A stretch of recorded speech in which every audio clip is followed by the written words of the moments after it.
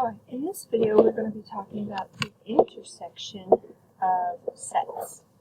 So, of two or more sets. So first of all, this symbol here is kind of upside down U. This is an intersection symbol, and it means and. So it means we want the objects that are in both sets, or the ones that they have in common. It has to be in one set and the other set, or more sets. It's the overlap. It's the pieces that they have in common. If they have nothing in common, then we can use this symbol with a kind of a zero with a slash through it to say there was nothing in that set, or a set of empty brackets or braces here. And that means the empty set, or that there was no solution. They had nothing in common. Alright, so let's try an example of this.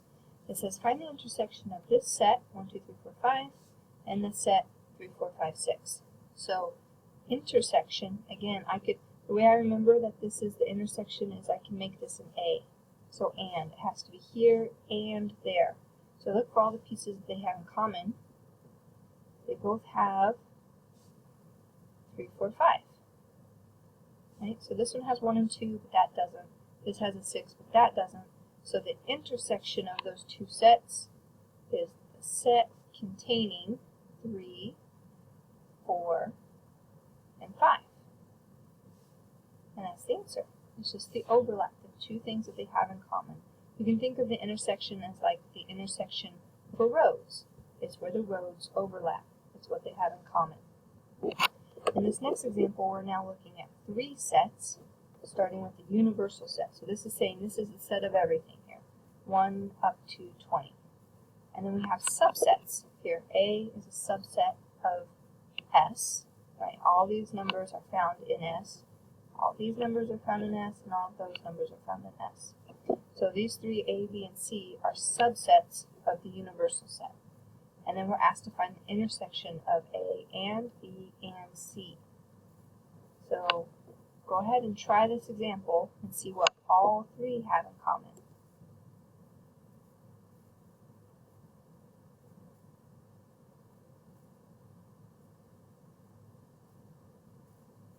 Let's see how you did.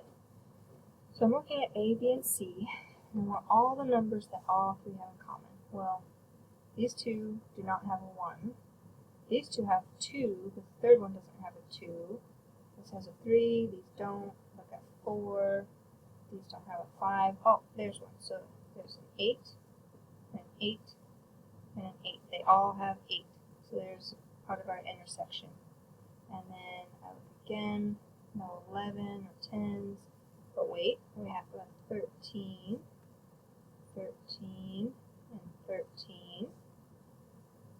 No 14s in common, no 16s all the way through. They all have a 17, and then no 19 or 20.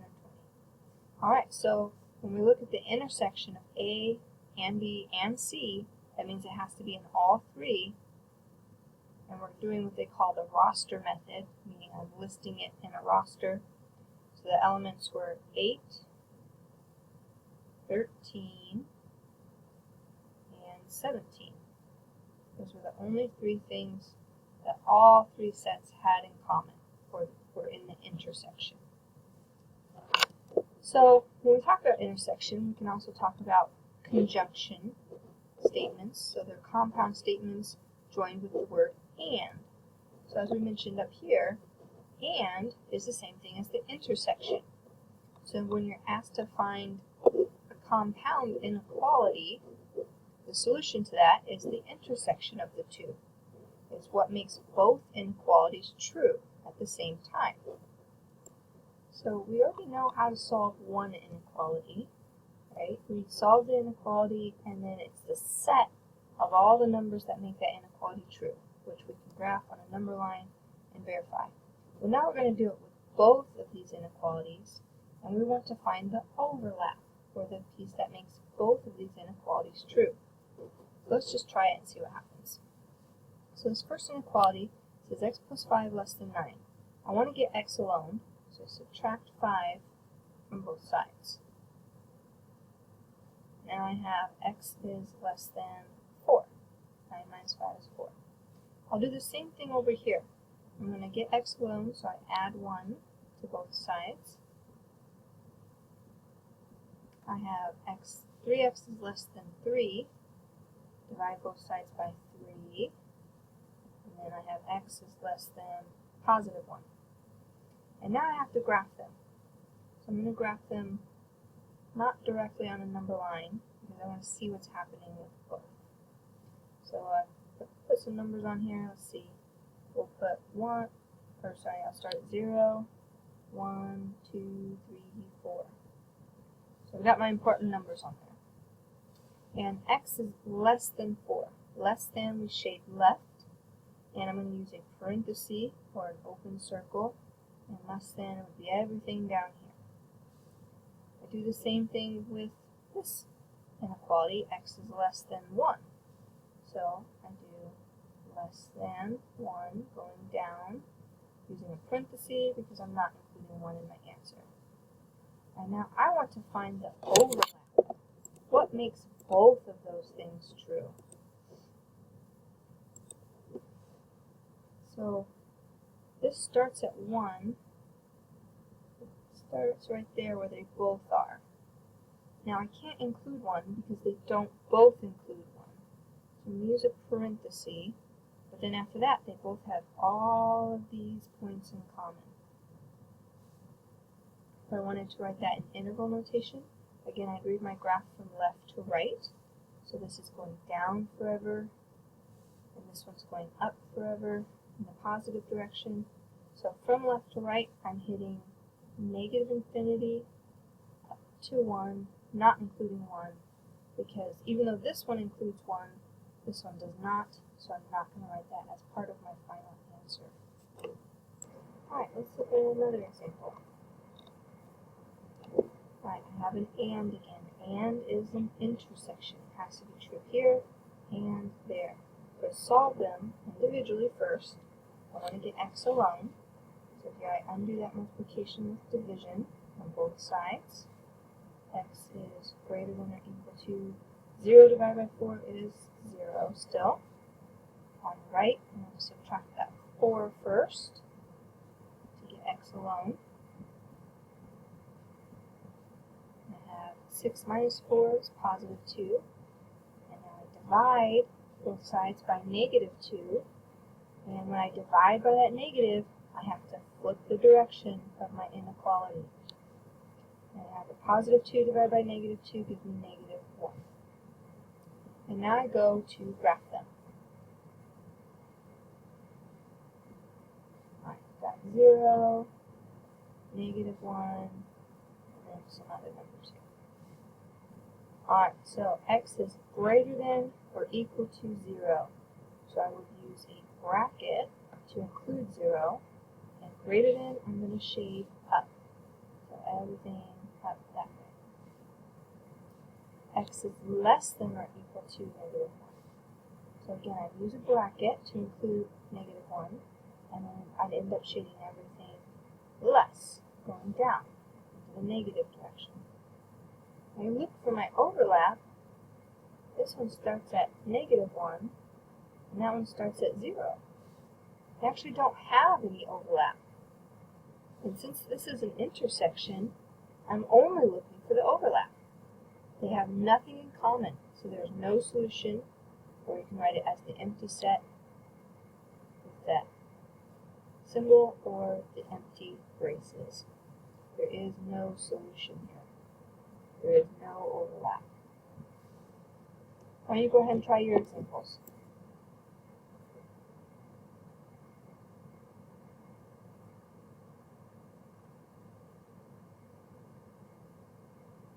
Alright, we're looking at this example here on the right.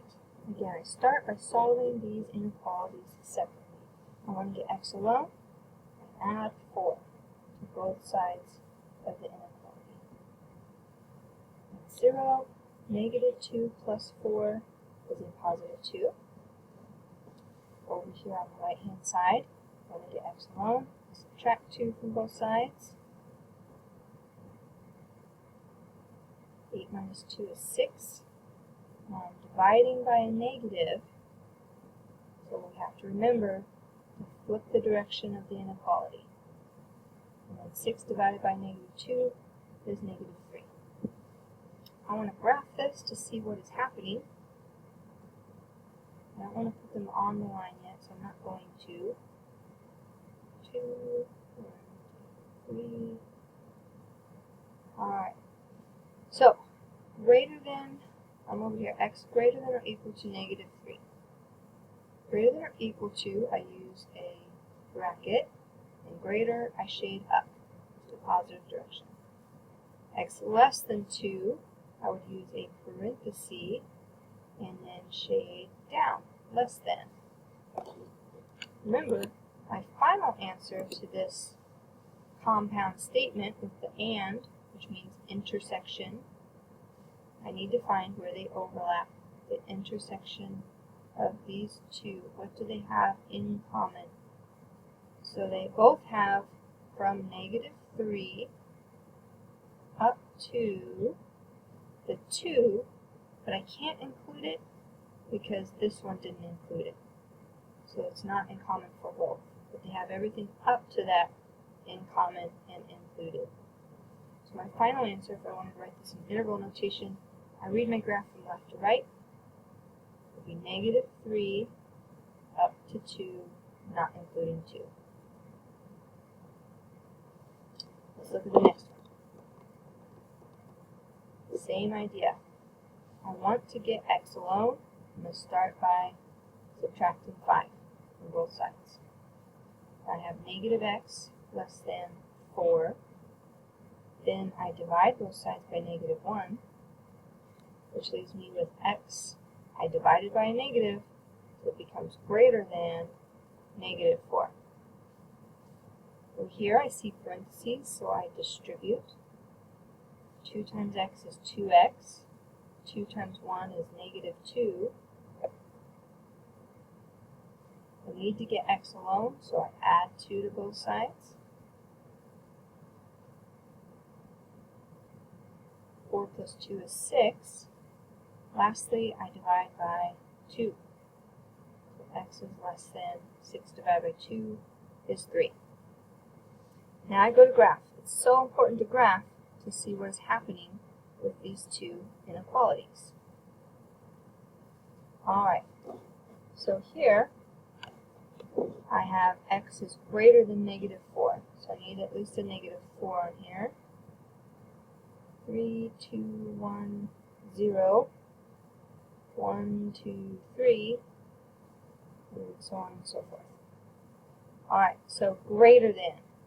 I'm not equal to, so I use a parenthesis for open dot. Greater means shade up. I have a +3, so +3 is here, less than, no bar, so strictly less than, shade left. Again, we're looking for the overlap in these two things. So where do they have in common? They're both shaded between 3 and -4. And I'm going to use a parenthesis on both because both of these have parentheses, so I cannot include those ends. And now in interval notation, it's from -4 up to 3, both with parentheses.